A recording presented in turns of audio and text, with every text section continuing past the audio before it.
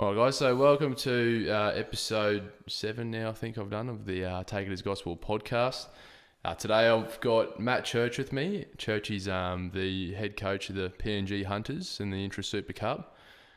Churchie's also had experience with the under-20s Melbourne Storm as an assistant. Also, mate, had a bit of experience with the Sunshine Coast Falcons last year as assistant coach there. Real good season. So, welcome aboard, mate. Thanks, Jake. Thanks for having me on. Yeah, no worries, mate. So, obviously this year, mate, you sort of had, you got the full-time sort of head coach gig up at PNG. You've gone through the pre-season, that sort of thing, and then got your first game under your belt, and then bloody COVID hits and the competition gets scrapped, mate. So, what was that sort of like? Yeah, certainly interesting times. There was a lot of uncertainty. Actually, we flew over from PNG, and there was a bit of concern about whether or not we were going to get shut down or how that was going to work. And we tried to make a decision, I guess, from the QRL point of view and our PNG RFL board before we left to try and get some strategy there. And it was definitely some interesting times. I got a phone call from the QRL at 1 o'clock, heading into a 3 p.m. kickoff to say that we were potentially going to have to stay in Brisbane for 7 days to continue the competition, not fly back to PNG with the travel restrictions. So I delayed telling anyone until after the game because I didn't want that to affect our performance. So, certainly some harrowing times, I guess. But because you're not only looking after yourself, you're looking after livelihoods and the lives of other people. So you have to make that as a collective decision. Yeah, it's a bit of a shit show. Obviously, there was also a bit of talk that, they might look at doing a bit of a southeast sort of comp with some of the Intrust Super Cup sides, but that didn't really go ahead. So what are some of the things that, like, your players have sort of had to do to try and, keep fit and stay sort of match fit during these times? So we're lucky enough. We have a 12-team national competition in PNG. So our guys just filtered back to their it's called the Digicel Cup. So they filtered back to their Digicel Cup franchise. They kicked off in July with that. So the boys had an 11 round, so 12 teams, one round of competition. The easiest and I guess most evenest way to even out the competition. So they all filtered back there, and then the finals have just kicked off last weekend. So they've been going for 11, 12 weeks straight. So you sort of had to sort of keep in touch with them a little bit and, try and give them a bit of feedback on some of their performances, or... Yeah, I get the copy of the game each week, so I obviously download that off an app and go through as many of the games as I can. One thing that is really difficult in PNG is not everyone has internet connections and data, and it's quite hard to get in contact with people at times. So as best as I can, I've been trying to give some feedback and still try and coach the way that we want our players to be playing. So, but they were all made aware of what we were doing in the pre-season and given a list of five or six attributes in attack and defence that we want as habits, and they can fit into any system. So it doesn't matter who's coaching, you can still get off the line square, get up nice and hard, and all those kind of things that we want to see in our players. So yeah, that's the go.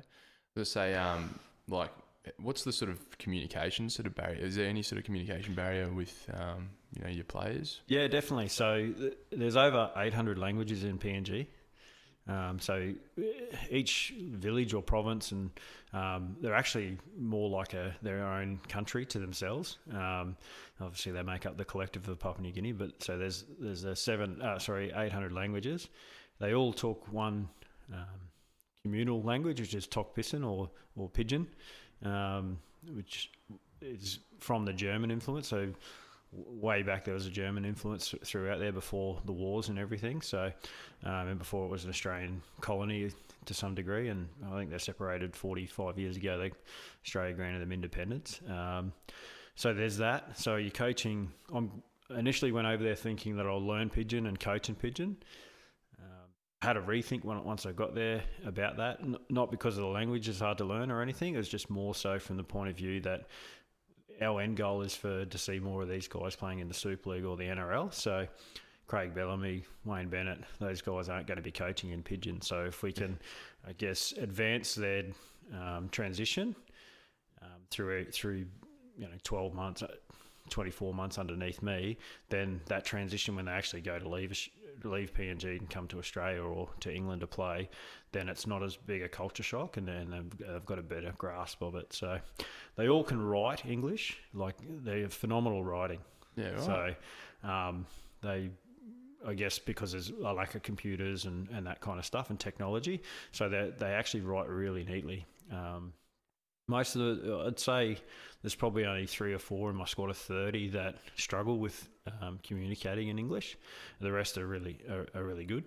And it's a two-way street. So when they talk pidgin, I don't always understand what they're saying, but I know what they mean when they're talking, because if they talk slow enough, there's little bits and pieces throughout it that you can pick up, and you can get the gist of what they're saying. And it's very much the same with me. So the moment I slow down my speech, you don't have to stop it and like you're talking to someone, but you just slow it right down, and they seem to grasp that a lot better. But if I write it down, then they get it. Oh, yeah.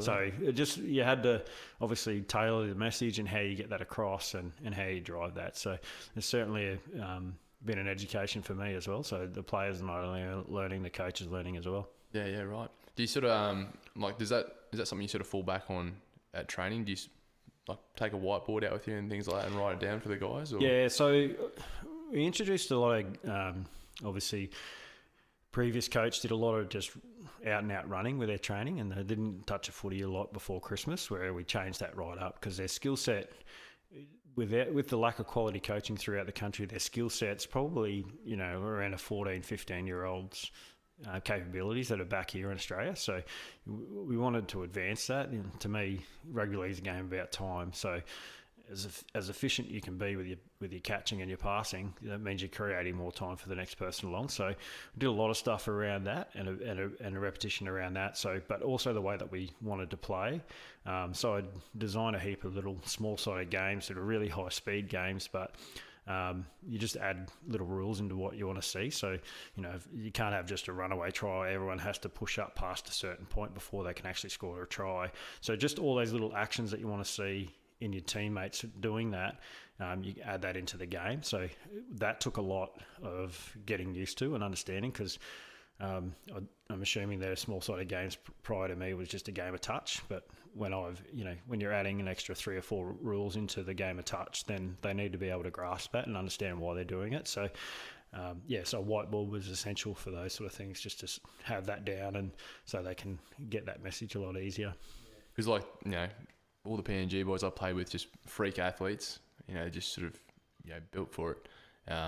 So probably just sort of adding that strategy, a little bit of strategy, a bit of gameplay to, their natural talent. Yeah, definitely. So I guess what everyone loves about Papua New Guineans across the world is their physicality. So they love to challenge themselves. And if you watch the local games over there, they're very old school in terms of like being one out, and they just want to run into the teeth of defence, and whoever's on the other side, they just want to bash the guy that's getting the footy, which is great, because contact sometimes can be hard to coach into players. Yeah. So you don't shy away from that. And if we look at Justin Olam, he's just a cannonball in attack and defence.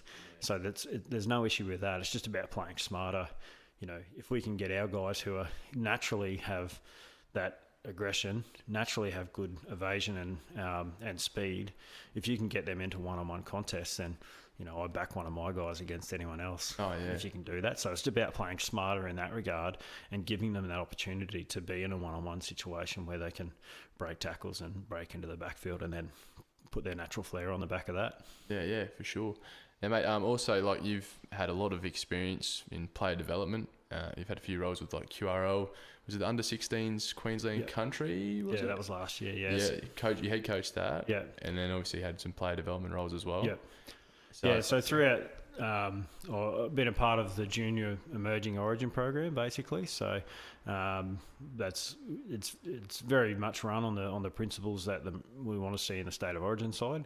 So Kevy will come in and talk about that, and he'll express what the jersey means to everyone. But following on from Mal was really good in terms of being able to create that culture, and what and put a lot of onus back on the senior players like your Thurstons, your Smiths, your Cronks, about coming up with what that sort of stuff means. So Mal was probably a little bit protective of that, whereas Kevy was happy to share all that information. So as I came into the junior origin program, Kevy had sort of put a booklet out with that. Spent a lot of time the last 3 or 4 years in that program, just helping young kids and coming through. And obviously, whenever you get chosen to represent your state, whether you're assistant coach, a trainer, or a player, it's always very exciting. Yeah, huge honour. And so, do you think, like, obviously with Mel sort of setting the blueprint, like Kevy sort of carried that on a little bit as well? And do you think that that's sort of now what New South Wales are trying to sort of implement into their system? Yeah, well, definitely. I think Mal's record speaks for itself at origin level, and we only need to have a look at what he's doing with the kangaroo stuff now as well. And again, it's a lot of that is player driven and what that kind of means, and they draw on the history and it created little accolades. And whenever you sort of hit a bracket of 10 games or more, you sort of go up in your statesman's versions and stuff like that. So within that, it creates a little bit more drive for people not to just be happy to wear the Australian jersey. They want to, be a good Australian, and very similar, I guess, to what the All Blacks and that drive with their cultures. So I think Kevy's sort of picked up from that with the origin stuff, and obviously given it put his own little slant on it. Kevy's really an emotional kind of guy, and even when you get him into an under-16s camp in January, he'll talk about what it means to be a Queenslander, and and you can see the emotion and the tears well up in the eyes. So I think from that, and I think over the 40 years history of Origin, initially New South Wales didn't get it, why we were so passionate, and I guess we got hammered for a lot of years pre-Origin, and I'm old enough to not necessarily, I don't remember those times, but I certainly remember the sentiments around when Origin was created and why it was such a big deal to Queensland. So I think New South Wales, to a degree, have always tried to capture what Queensland have been doing. So they're putting a lot of resources into that now, and they've got a centre of excellence and all that kind of thing down at Moore Park. So they're obviously seeing the benefit of what Queensland have done over a long period of time, and then taking their own version of that. Yeah, for sure.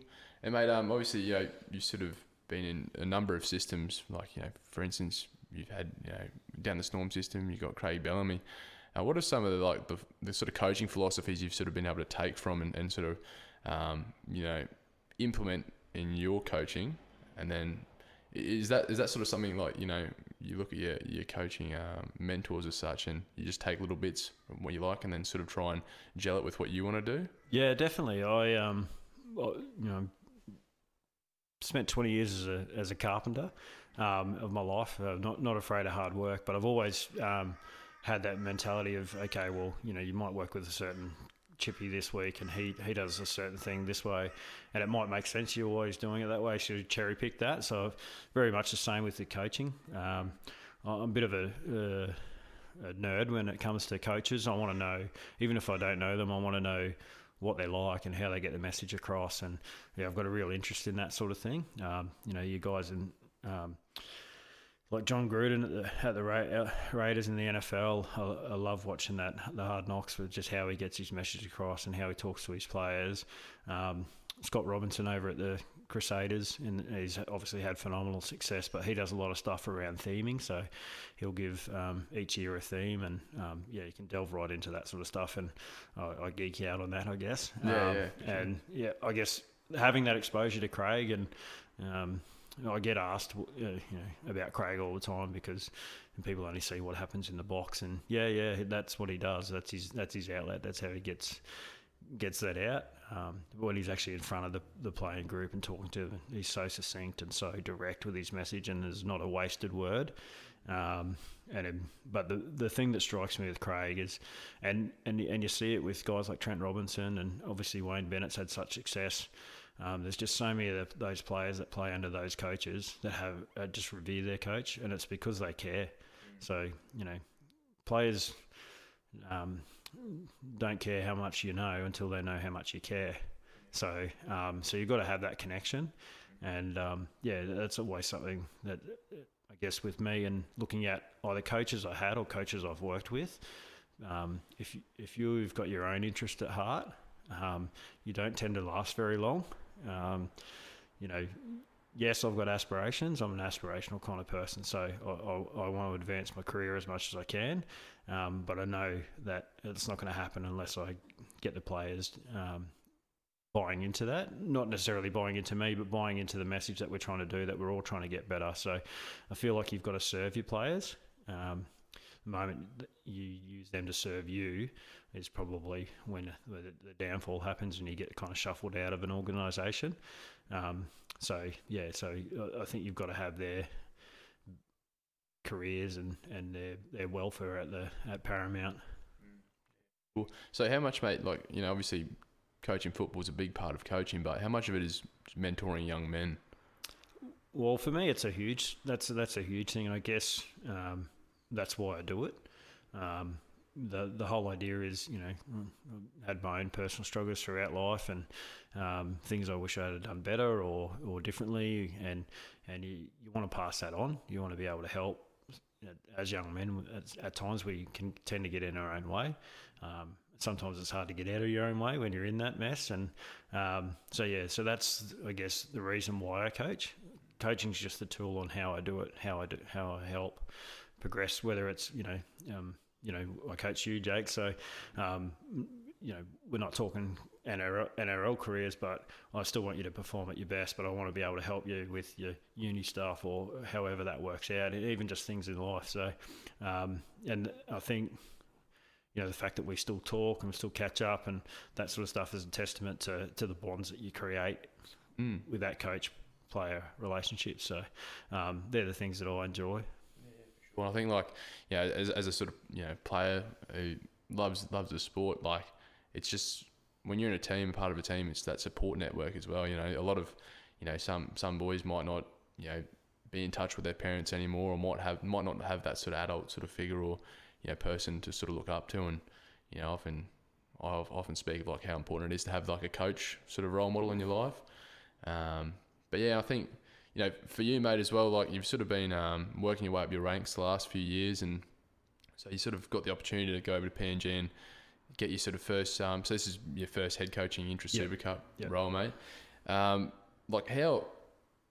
So obviously, that's a big jump, but to have to go to PNG, another country, mate, it probably multiplies how tough it sort of is to sort of settle in.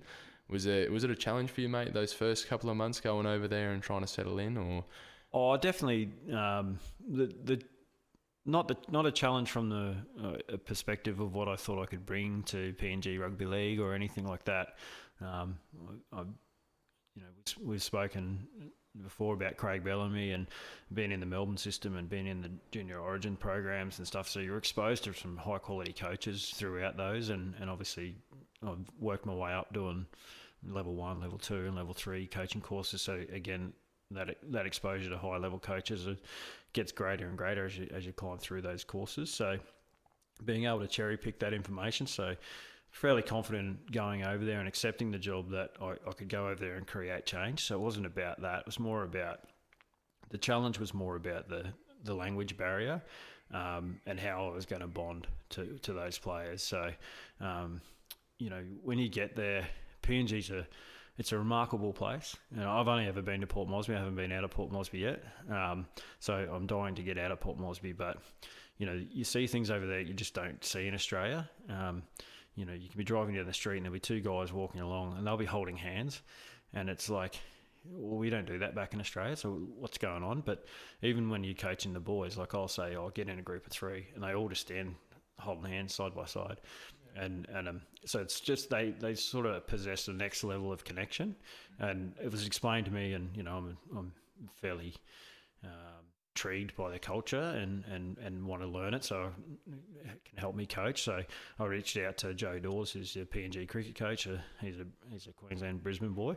So I reached out to Joe and we had a bit of a chat, and just pointing it in the right direction with certain things, and say, well, that's if someone's from out of town and they're showing them around, they'll often just their way of just guiding them around, whereas you and I would never hold hands.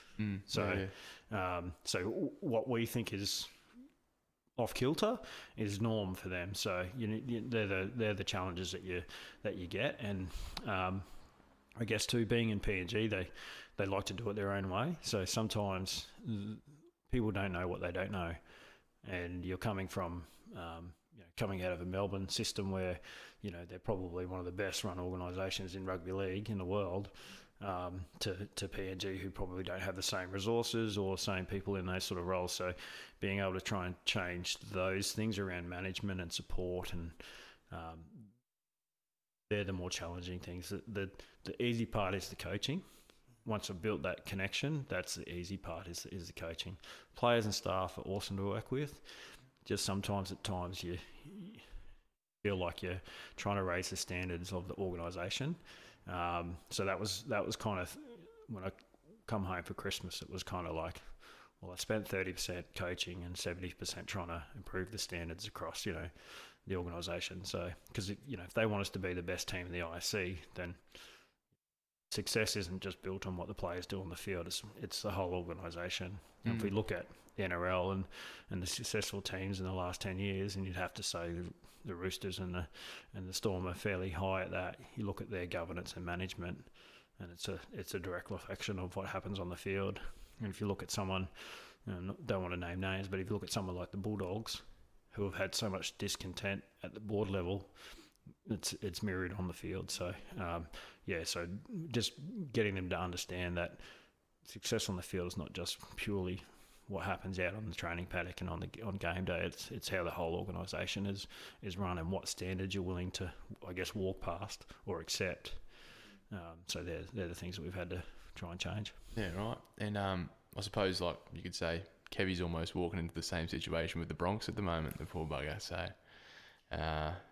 hopefully, fingers crossed, he can turn them around. Yeah, well, I think obviously known Kevy for a number of years, and it was a bit sad that he didn't get it in the first place. And I'm also mates with Anthony Seabold, so I'll try to, not rat on him either. But I think there's a lot, again, going back to my last comment about boards and governance and management. There's some stuff happening there that just shouldn't be happening, and there's seems to be a lot of leaks or confidentiality, stuff that just gets out, and that doesn't help the organisation. And then you look at other places like the Cowboys, when Paul Green left, they were obviously going to part ways, but they just done it so smooth. It never leaked, it never got out. And it was just done. It was done the right way. So you hope that sort of stuff gets sorted out, and Kevy can just get out there and coach instead of having to look at other things, and he can just improve the performances on the field. Yeah, for sure. And mate, was it 2017 when PNG won the comp, was it? Yeah. So I think I remember you telling me after that season, a lot of overseas clubs sort of poached a lot of the PNG talent, mate. Do you sort of feel like there's a bit of a hangover effect from that? I'm not sure how many players sort of got signed or that sort of thing, but is that one of the sort of risks that PNG Rugby League sort of faces? I think success anywhere means that people get your attention. They get your attention, and they want to look at what you're doing right, and obviously on a rugby league field, it's got a lot to do with your playing talent. So I see that as a positive. The many more people we can get in overseas high level competitions, and it's going to strengthen our national program as well. So it's certainly not a downfall from the Hunters, but I think from an organisational point of view, the focus was probably too solely on what the Hunters were doing, and there just seems to be a lack of vision outside of that and development. So that's with those players leaving in 2018 and some more in 2019, just highlighted the gap between the Hunters and what sits underneath them in terms of development and quality coaching. And I knew that when I was going there, and that was my, analysis, and people might look at it a different way to the way that I am looking at it. But for me, across the country, it's just that quality of coaching that needs to raise. So they've got so many players that play over there. It's ridiculous. You can drive past the field any day of the week, and there's an organised game going on. It looks like mayhem, but you can pull up and and then the president will walk over and introduce himself, and then you quickly find out that it's actually an organised game, and it's part of some competition. They play all through summer, the whole lot. So every day of the year there's a game of rugby league in PNG, and there's always lots of people there. So it's not about participants for me. It's more about quality coaching. So that we get back here in Australia, and as I said before, with their talent, when I got there, some of the boys' skill level is just, as a teenager, like a 14 or 15-year-old, had that quality coaching that would then progress that. So, yeah, mate. Like obviously, it's like their religion over there, football. So, I sort of asked you a question a couple of weeks ago when you came down to the Bulldogs training. What's it sort of like? You'd be a bit of a celebrity over there, mate. Have you had to sort of change the way you live a little bit? Well, you certainly wouldn't. I certainly wouldn't go to a bar. That's for sure over there. If someone got a skinful, then they'd probably tell you how to coach. And there's a lot of keyboard coaches over in PNG.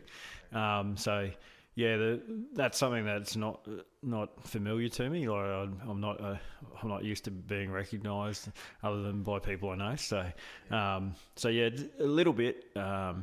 You tend to, I tend to gravitate towards some of the expats over there, and I've just, in all honesty, because we only made it to round one, I'm probably just too busy I wasn't really going out much or anything like that. And as soon as the sun came up, I'd be heading into my office, and I'd be there until 7:30, 8 o'clock at night, finishing off some stuff. And didn't really, I guess, get too much exposure to the public. But you're certainly on game day when we had a trial match, they all know who you are, and they all want to get a photo with you and all that kind of stuff. So probably took more photos in that 3-4 month block than I have in my whole life. So that'd be awesome to see. Hey, it's pretty touching, like when you see videos of them all just packing around a TV to watch, just to get a glimpse of Justin Olam playing, or one of the PNG boys. But yeah, it's I suppose it's something you have to experience, to get a gauge for how much they really love it. It's easy for us to look at that sort of footage and think, oh mate, they must love it over there, but it must be a whole another experience going over there and actually living it. Yeah, definitely. So I had I'd spent a bit of time with Justin last year with the Falcons. So early on in the year, he was 18th, 19th man for the Storm quite a lot. So he would warm up for games, and then they'd fly him to Brisbane, and because I lived in Brisbane, pick him up and drive him up the coast. So we'd spend a bit of time in the car talking about PNG, and so Justin was a remarkable story. He basically didn't play rugby league until he was 18, when he went to uni, but he said he fell in love with rugby league.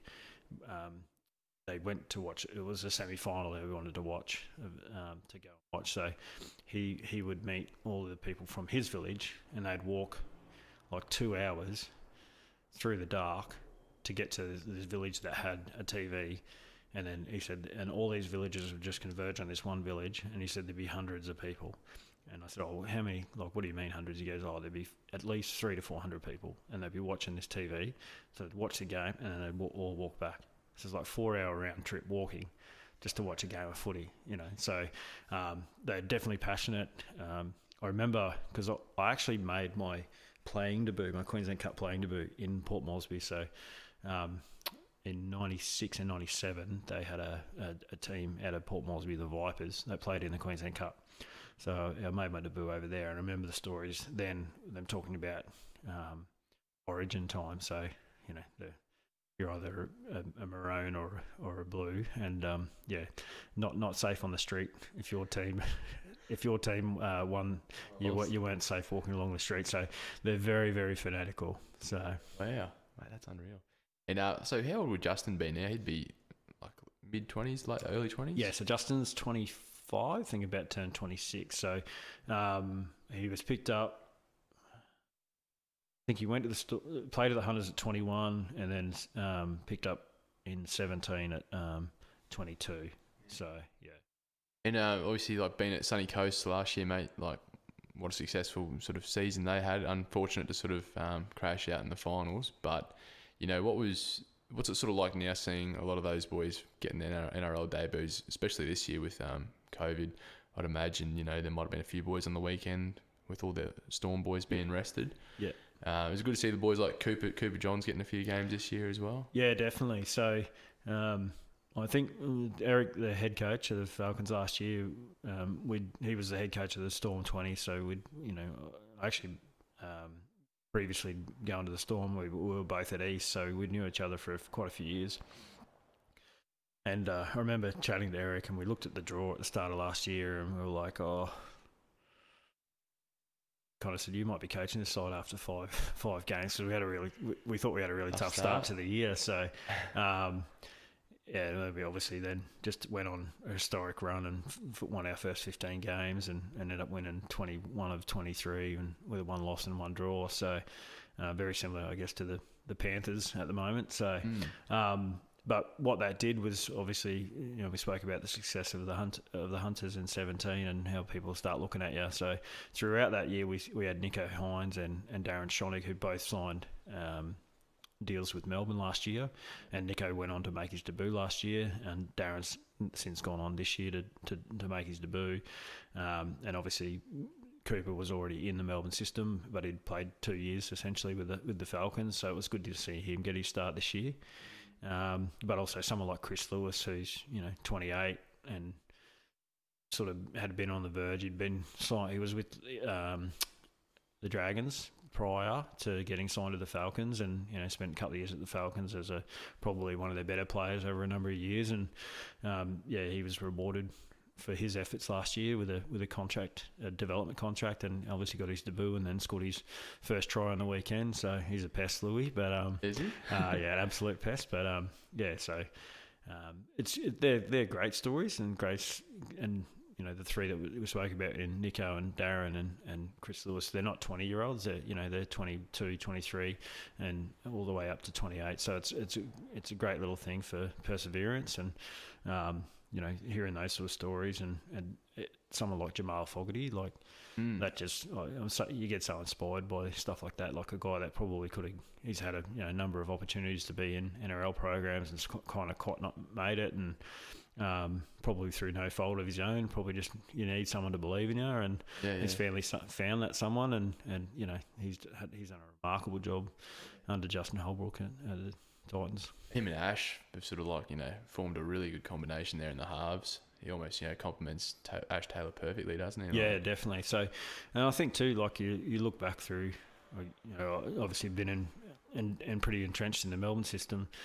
Cooper Cronk and Cameron Munster outside of him. So it's kind of nice to have a structured half and an off the cuff kind of half. So, given that Jamal's really structured and he's very dominant playmaker, it's probably freed Ash up just to play his natural game and probably relieve the pressure valve on him a bit to, obviously a lot of pressure given that you're on $1 million a year.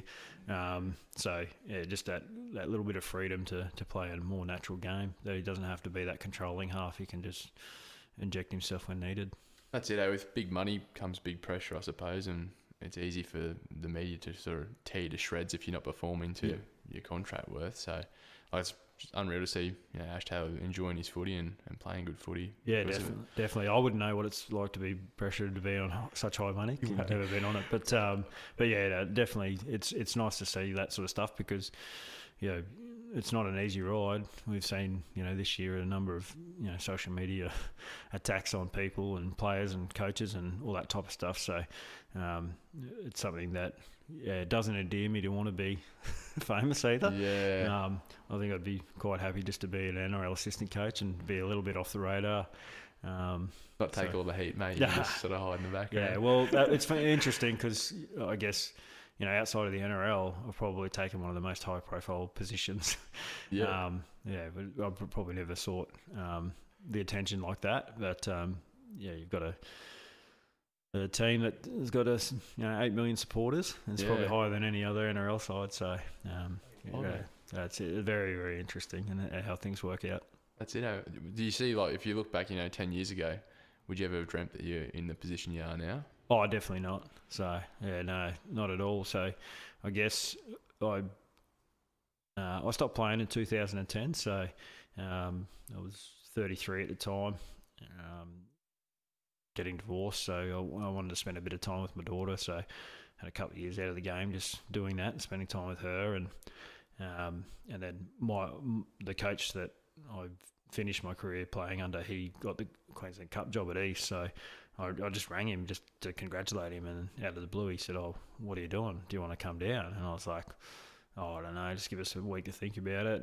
And he said, "Look, I don't really have much for you." He said, "But if you want something, I'll find something for you." So, so I just jumped in and helped out with the Colts that year, and then the next year coached the Meninga, and kind of just, I guess, from a playing perspective, I probably felt like I, instead of sometimes when I got bad news, I probably chose to get bitter, not better. Kind of when I jumped into coaching, I thought, oh, I'm just going to give this a red hot crack for 5 years, and if nothing comes of it, nothing comes of it. But at least now I've had a crack. So, that 5 years has now turned into 7, and I seem to keep moving forward. So while I keep moving forward, I'll keep doing it. Yeah, bloody oath, mate. And obviously, mate, you've had a lot of talent sort of come through those systems, and I think I asked you at our awards sort of night a couple of years back. Who do you think was the most talented or one of the most hard-working sort of players you've coached in your time, mate, or had a role in developing? So, out and out, I had Brodie Croft as a 17-year-old playing Melbourne Storm at East, and then was lucky enough to catch up with him on his Storm journey through the 20s. So just what he did in that first season of Melbourne Storm, and at 17, I've never seen a kid so diligent with his preparation and how he fuels his body, and he probably needed to. He was at Churchie school at the time, and in a great year that had Barisi, Kalen Ponga, Jaden Sewer, himself. I think if they didn't win back-to-back premierships, they went pretty close to it through those 2 years. But just seeing the way that he would train, like we used to split our pre-season up into 3 blocks. So you'd do your gym, you'd have a conditioning session, then you'd have skills, and in between each one, he'd grab a Mars bar and refuel. And I'd never seen anyone do that. So, and then when we met again at the Storm 20s, he was the only kid that was finishing school that didn't go on schoolies. So we started the week schoolies started, so he was the only kid who didn't do it, and trained the house down for that week, and I guess as a bit of a reward, Melbourne NRL squad were chasing some halves numbers, so they sent him down there, and then he just stayed there. He never actually came back. Like, he came back to play with us, but he literally moved from Melbourne from then. So that's just out and out, determination to want to succeed. And he's, probably unfairly got targeted as the Cooper Cronk clone and whatnot when he went down there. And he obviously hasn't set the world on fire this year either. But I know that he'll be working hard to correct that. So from that perspective, in 2013, the Storm had signed Munster. So not that I did a great deal of work with him, but just out and out, he'd have to be the most freakish one that I've, from a coaching perspective. Yeah. You look at him when he goes to the line, there'll be 4 blokes on him, and he just stands up and tackles, and it's just phenomenal strength and just use of knowing how to use his body. So that perspective. So it was really good. And then, I love Justin Olam's story, connection to PNG, but I just love that persistence. Justin's obviously a really smart man. He's got an applied science degree.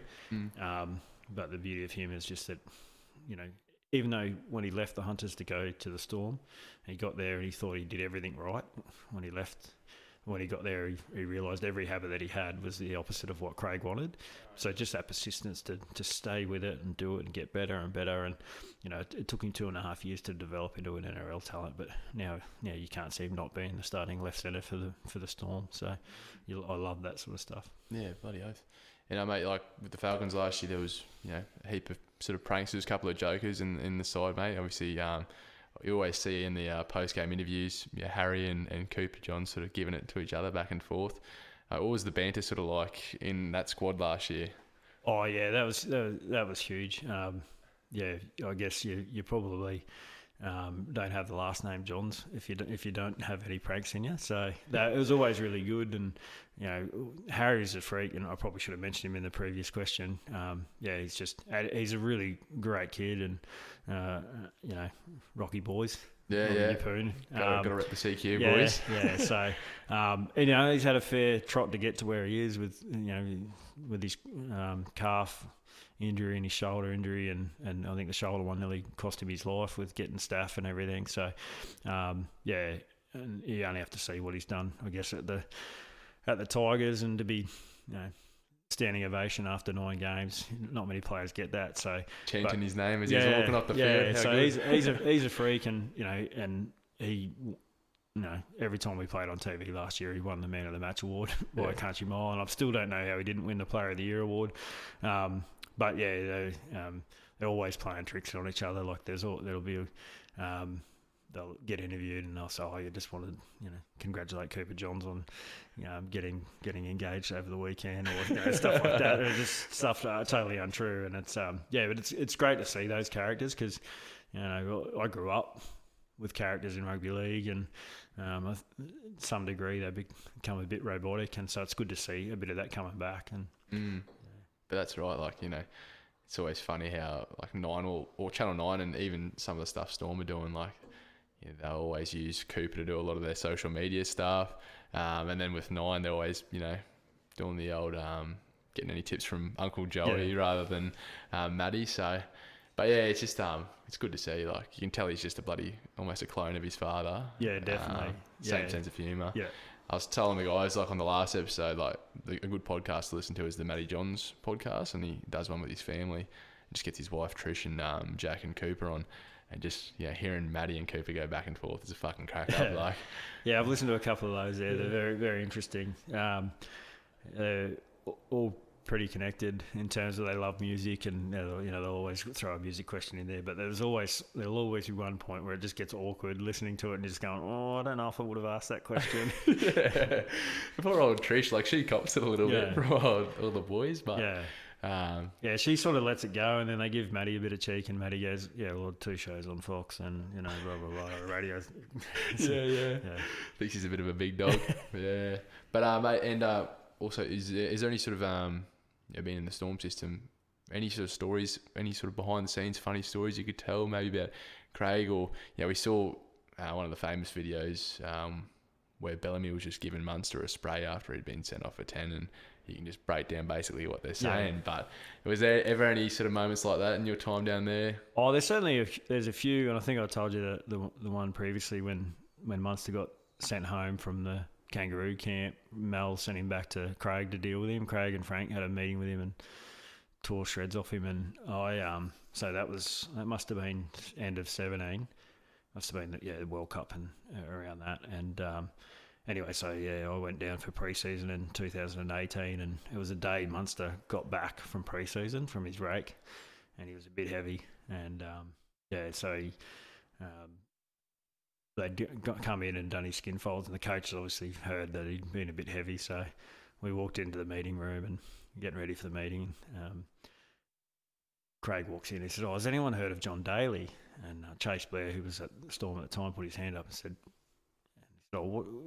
Chase, tell us about John Daly.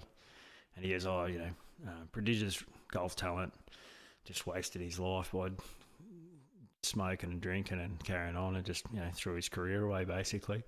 And then he goes, all right, so here's John Daly, and he clicked a button on his, must have had like a clicker on his thing, and up on the big screen behind him there's a picture of Munster, and he's standing there, and he's got this button up Hawaiian shirt on with a Titleist hat with I think Curtis Scott, Jake Turpin, and some other guy standing there beside him. And they're at a music festival, and all the other boys had their shirts unbuttoned, and Munster had his buttoned up.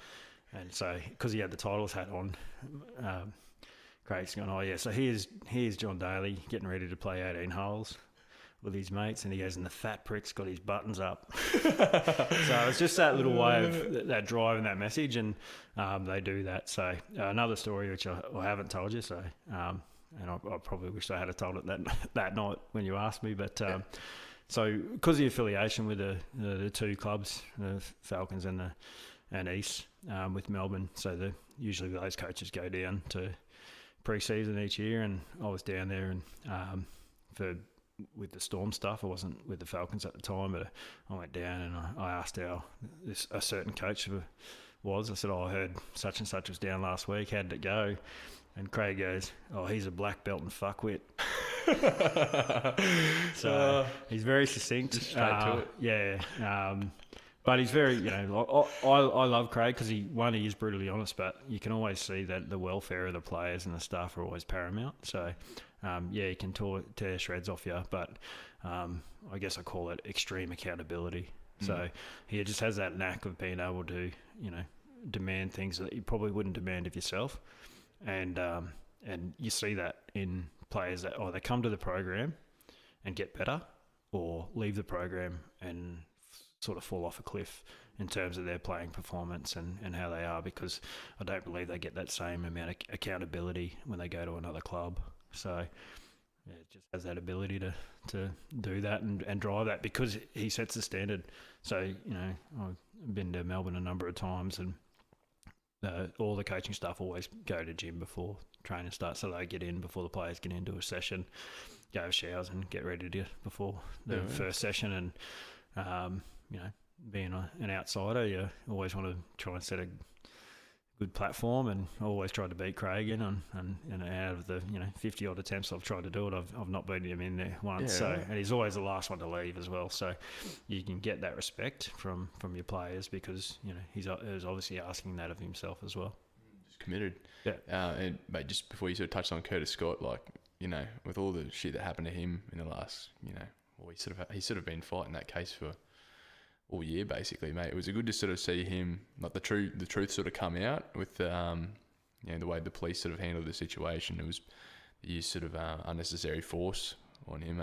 Was it good to sort of see his story be told? Yeah, obviously I guess I'll premise it by saying he probably shouldn't have put himself in that situation, and I think he acknowledges that. It's a really good wake-up call for Curtis.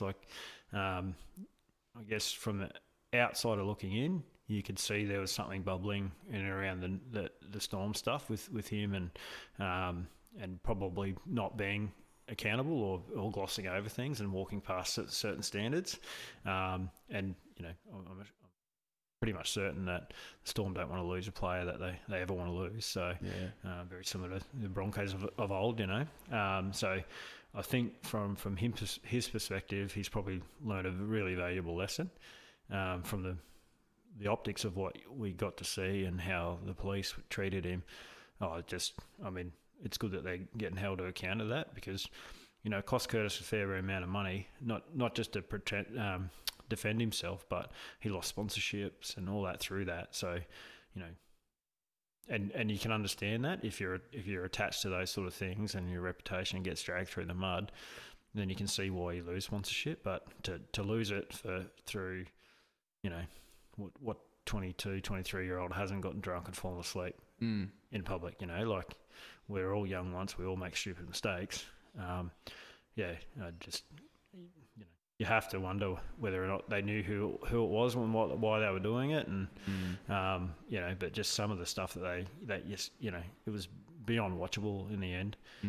Obviously someone and you've worked with, and when it first came out, I was kind of half, how true is this, or and you don't want to throw anyone under a bus, but I'm glad that he got a bit of redemption in the way it's come out and the way that he was treated, and certainly holding those police to account, because you don't want anyone to service that acts in that manner.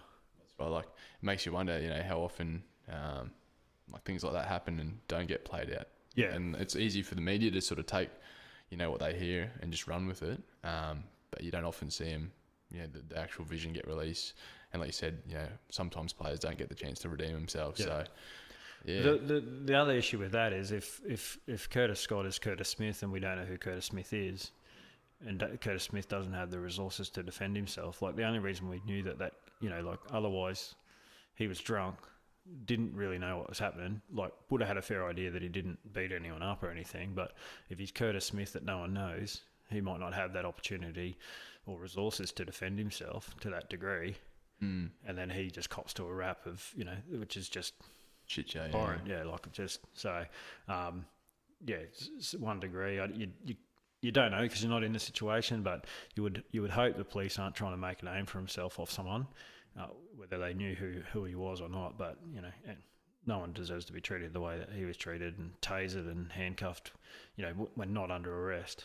Yeah. Bit disappointing, but mate, often when we get the guests on, we sort of like to ask them a question like, do they have any sort of inspirational quotes or anything like that you live by, mate, or any sort of I have. I guess I've got one quote. It'll probably take a little bit of explaining, but and I got it.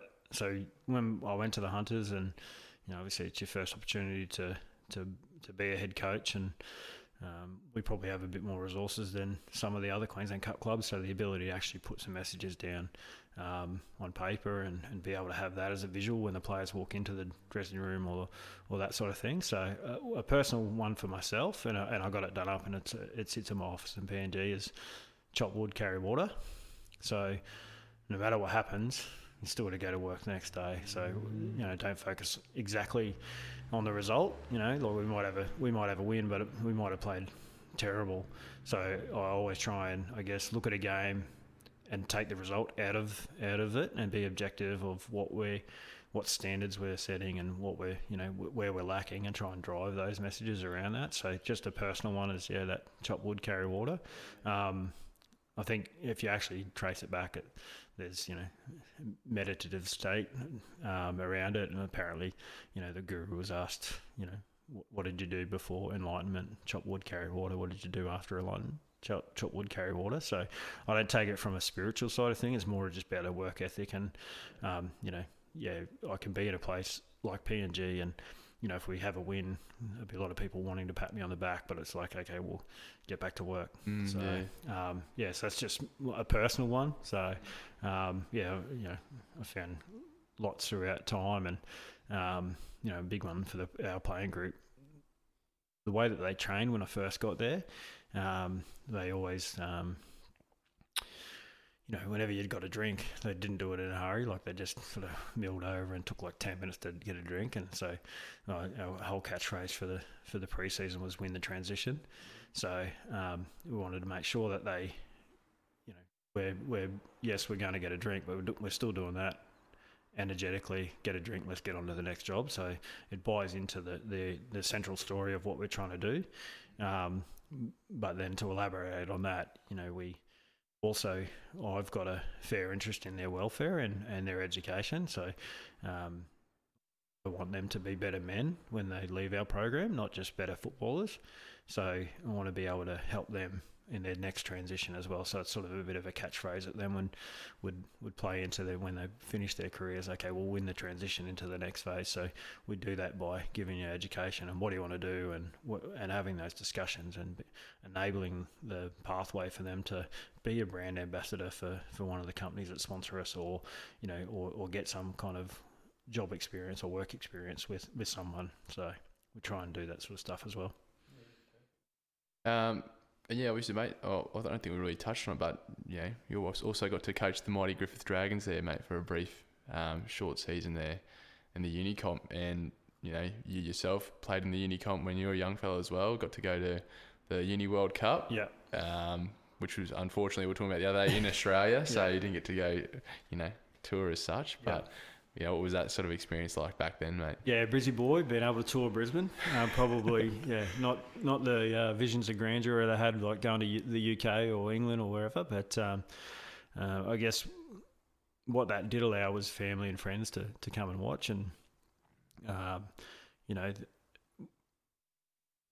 guess I look back and, I did a TAFE course. It was a TAFE course. It was essentially a tertiary side, or whatever they called it back then, and we were called the Australian Universities Rugby League. But I qualified through a small business course that I was doing at the time, and it probably wasn't until I finished playing that I actually truly respect the fact that I actually played for Australia in that degree, because there's only 4 chances that you actually get to play for Australia. So you get the junior Kangaroos, the main one, the universities, and the Australian schoolboys. So they're only Australian jerseys that you actually get to play for. So there's an under 15 merit side, but they don't play. So so the ability to do that was probably I think more fondly of it now in retirement than I did when I played.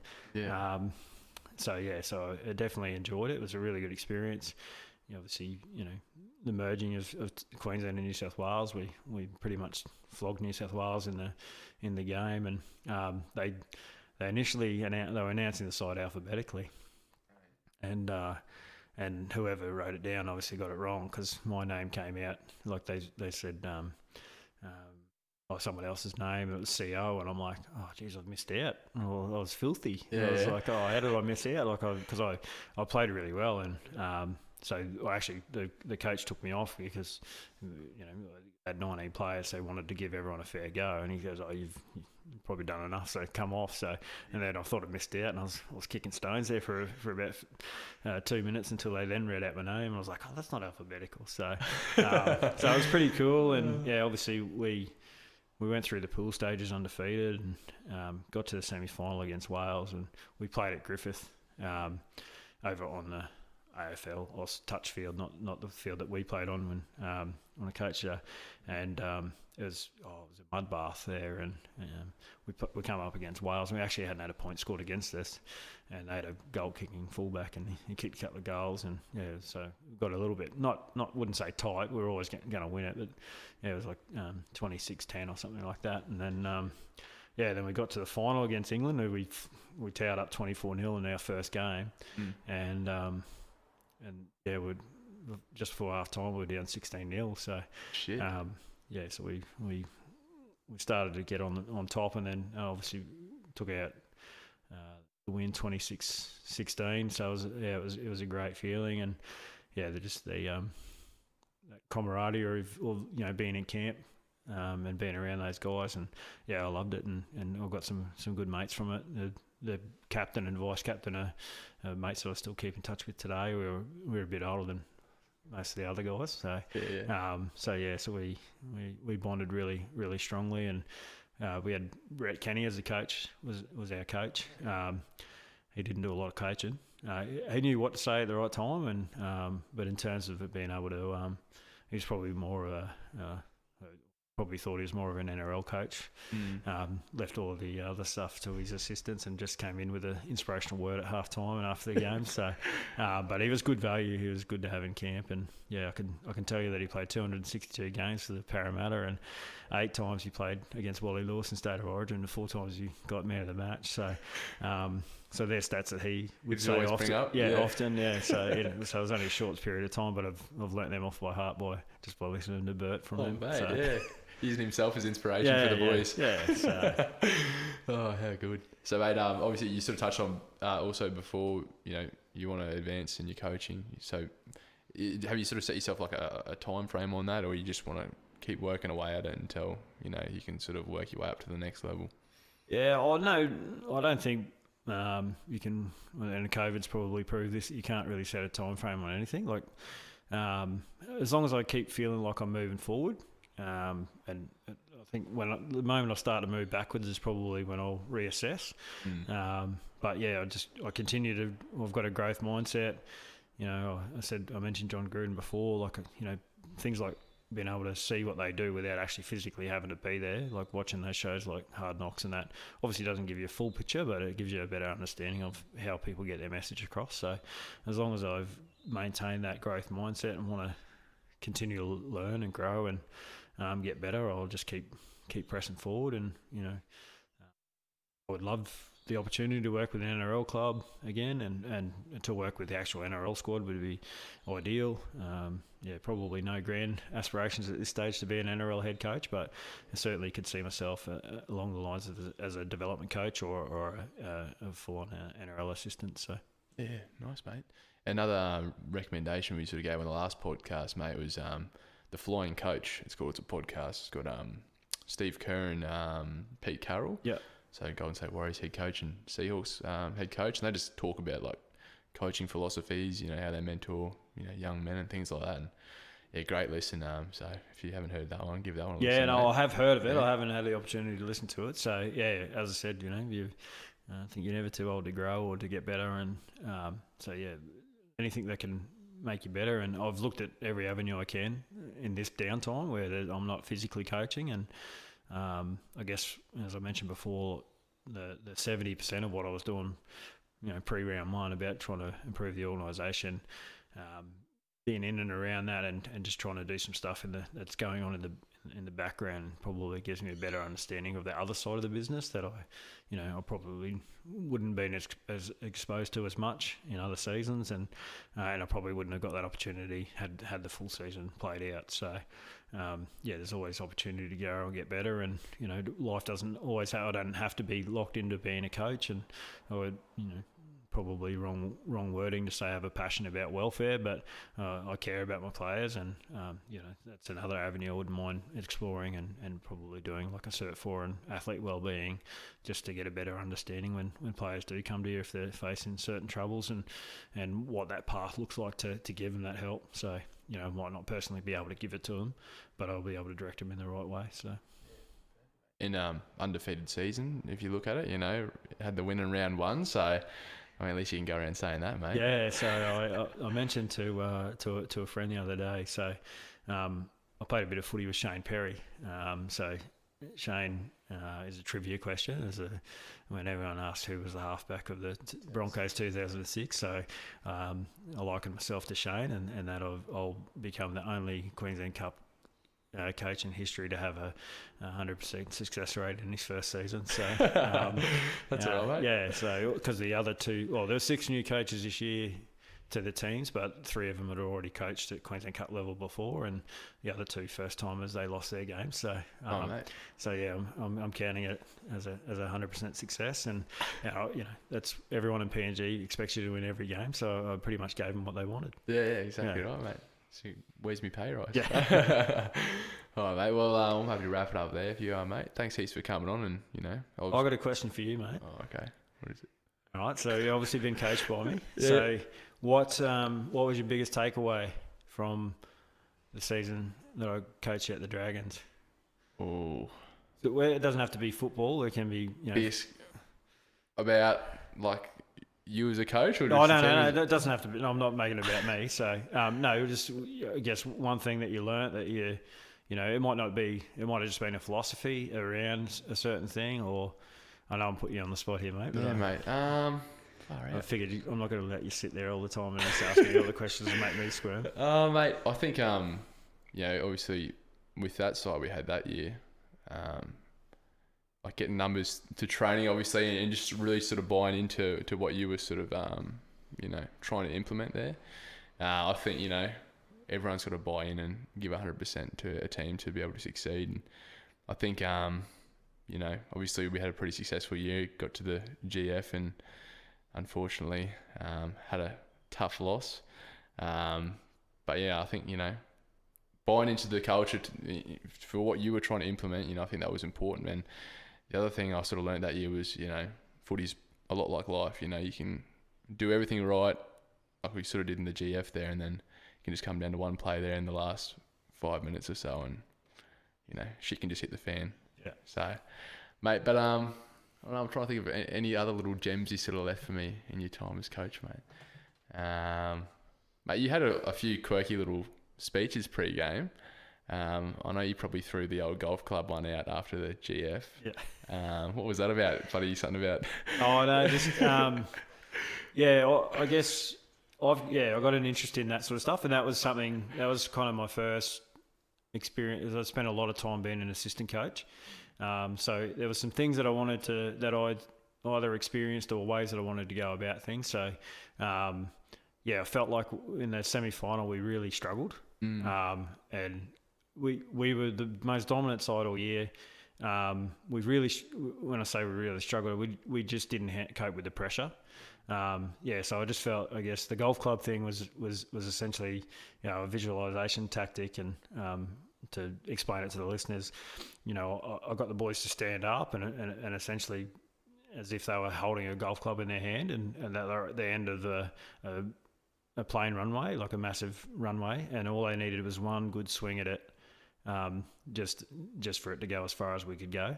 I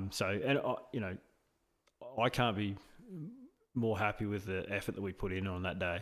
I said it at the time after the game, and I still stick to it today. For a university side, it was probably one of the best defensive efforts I've ever seen in my whole life, whether it be playing or coaching. It was just one of those things, and I guess the other team that we played against manipulated the rules with unlimited interchange, and they were changing every set. And where we didn't do that, we played the way that we always played the whole year. And I probably regret one thing, and that was not, we didn't have time off for injuries, and I could see that we were busted. And I had my time again, I would have set the critter out and got someone to just lay down for 2 minutes. And milk the time out of the clock. But we literally got beaten the last minute. But I was just so happy with what we did, that throughout that season, and I guess it's very similar to the position I find myself in now. I always thought with that first year with the Dragons, I always felt that we would go well that first year, but our true development would come the next year under the same system and ideas. So, and I was very much the same with the Hunters. And I guess that's the most disappointing thing, is that I haven't had a whole year to get them to understand my ways and that. So, because I always see that the higher part of that development is going to be in that 12 to 24 month period, as opposed to that 0 to 12. So from that perspective, I guess the little odd speeches and stuff, they were just my way of testing some stuff out, and whether or not I felt like they grabbed, or how I went about it. So as I said, I'm a bit of a coaching geek, and I want to learn how people do things and get their message across. So there's a lot of things with theming, and they interest me, and I'm really big on imagery and symbolism, so or symbolic recognition. So you don't we didn't kind of get that with you guys, because we train on a Monday night and play on a Wednesday. So, but to be able to do that, I guess I peel back the pre-game speech now, and it's more about getting your message out across that week. And as I said, I gave you that little bit about winning the transition before. So we have that plastered up around our dressing room. So we want to make sure that we win the transition. So whether that's transition from attack to defence, or just in the tackle, winning the transition to ground. So we want to be able to be better than the opposition. So it's just little ways about being able to drive your message and have that centrally connected to our central story, basically. Mate, another thing I learned as well, I think, mate, you could chuck a pair of boots on and could have had a run with us that year as well if you wanted, mate. You were pretty fond of bringing the boots to training and running in the halves. So, when it was needed. Yeah, I prefer to coach. I would prefer to just stand there and coach. Yeah. I just wanted to fill in and do that for numbers, just so that we could, so the session continues. You don't have to sort of minimise what you're trying to do. So you're still trying to grow and learn and fill in there. There was one game I wanted to pull the boots on, and it had nothing to do with our players. It had all to do with a cheeky little bastard on the other side of the field. He mouthed off after one of our first games where we towed him up. Yeah. Cool head prevailed, and I just I changed that. So. That's nice, mate. But yeah, I think obviously when you came in, you sort of, I think the club was sort of just on the up, and then you coming in sort of also sort of gave the guys an insight into sort of how professional team would run. Not that we sort of had the resources that a professional team would have, but you sort of brought in those building blocks to sort of set a successful platform for us to succeed. And then obviously the year after with Critter, who was our assistant coach, him taking over, was able to sort of capitalise on the GF as well. And obviously you had a lot to do with that as well, because you obviously set the blueprint, and he could say he fine-tuned it. And but yeah, I think, I remember one time you asked me, who's your favourite coach and why am I? And I sort of had a little dig back saying, you have to talk to Critter about that one or something. So he was happy I stood up for him in that question, mate. But no, that's it, eh? You know, the people you meet during footy, like, you know, hopefully I'll always stay in touch with you and Critter. Like, yeah, I'm moving up north next week, so hopefully, you know, only be like a sort of short stint up there and I'll be back down here, but looking forward to it. I'll probably keep trying to play footy. I've got to get this wrist right. Well, I think that's the beauty of our sport. You know, like I caught up with in PNG, one of a guy I played footy with, you know, 20 odd years ago. Basically reached out to me out of the blue. He saw me in the paper or whatever, and he tracked down my number and he said, "Oh mate, he's working in a mine out of Port Moresby." He said, "Oh, I'm flying in on Wednesday, but I'm, you know, to fly home. So, but I've got a, you know, 3 hour block, and, you know."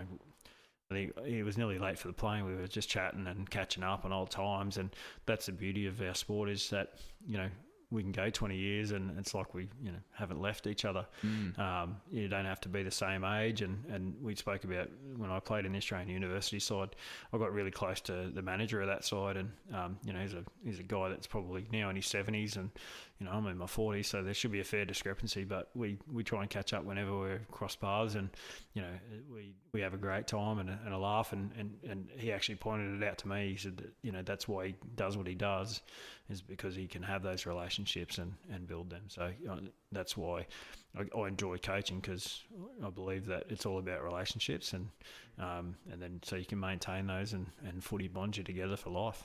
Yeah. And just sort of lastly, mate, any word on next season for Intrust Super Cup? Were they thinking about putting you in a bubble, or I suppose it really depends? It'll definitely go ahead in some way, shape or form. We haven't been given the directive, and I was talking to the competitions manager the other day, and he said he's written about 9 different draws. So it'll certainly change in terms of length and structure to a degree, and more so probably the Hastings Daring Colts competition and Melbourne Inga, that will probably change a little bit more than what ours will. But yeah, so the talk is that we can't really do bubbles because guys aren't all professional. For us as the Hunters, to guarantee our participation, we'll potentially have to relocate. Yeah. So very similar to the Warriors and what the Storm have done. So essentially, I'd say that would be in southeast Queensland, just to avoid the amount of travel. Like Cairns is obviously logistically the closest one to Port Moresby, but then you have to fly every second weekend anyway. So whereas we're located in southeast Queensland somewhere, then we only have to do 4 flights. So yeah, we're working through all that at the moment, but there definitely will be a competition. It's just a matter of how that looks in terms of what the NRL are doing, because if they're still in the bubble, are they going to allow players to play with guys who are, you know, part-time workers and part-time footy players? So it just opens up all those sort of things, and yeah, it's much smarter people than me to decide on that. But yeah, if they don't do the affiliations as such, then it'll probably advance us a little bit, because we don't have an affiliate. So it turns, you know, there's a lot of people out there who want to play Queensland Cup and want an opportunity. So it might be a year where a lot of people get that opportunity. Yeah, for sure. And obviously, if you're in the southeast, mate, you know, closer to the wife and family and that sort of thing. So yeah, well, personally, it makes it better, because, you know, I'm only going to be a drive away from home. It makes coaching a little bit harder, because you not only have to be their coach, you then have to entertain them 24 hours a day in a foreign country. So I guess I've started thinking around that and how we support our players, and because obviously we're not going to be able to afford to have their families fly out like the, you know, Storm and Warriors were allowed to do. So yeah, it's just building some support networks around that of, okay, well, what does that look like? How are we going to maintain that they can have contact with family? Because I mentioned before, data and internet's not always reliable in PNG. So just working around ways with that, and then, you know, what do we do? So obviously they're going to be out of their culture. So how do we embrace that? So whether we, you know, organise, okay, well, who's from this province? So this is your week, and have a cultural week and do some stuff around what that looks like, and they can bring their culture and share their culture with everyone, so they feel that connectedness to home. Yeah. No, for sure. It'd be, you know, obviously a huge challenge for all those fellas to be away from home for a long time. And that probably brings a few obstacles in itself. If might change the way you have to sort of approach next season, hey? Yeah, definitely. So yeah, and then just we just need to look at all the options and what that looks like. We might only send 30 players over, but a traditional Intrust Super Cup season you use between 36 and 40 players. So I've got to find 6 to 10 players. Where do I find that from?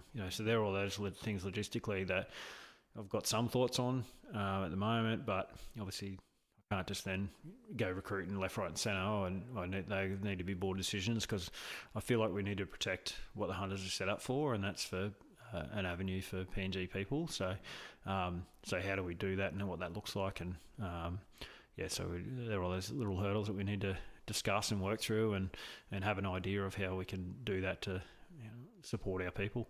That's it, mate. I mean, like at the start of the year we had for Dragons trials, like our squad ended up being, there was over half the squad was PNG boys. Like, yep. I don't know if Shawnee's just got all these mates and said, come play for the Dragons, but that could be a little feeder club for you, the old Dragons boys.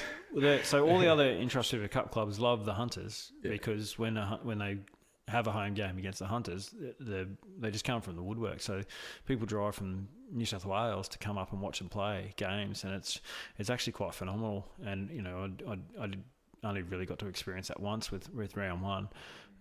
But yeah, so people come and chat to you after the game, or we've driven up from here, so there's a huge community in Australia of Papua New Guineans, and they love being close to their heroes and being close to home, and so there's ways that we can, I guess, harness that and build off that, and as I said before, if we can do some cultural weeks and from provinces and whatnot, so we might be able to engage some of the locals and who are living over here, and then see if they can help out in terms of all that sort of stuff. Yeah, perfect.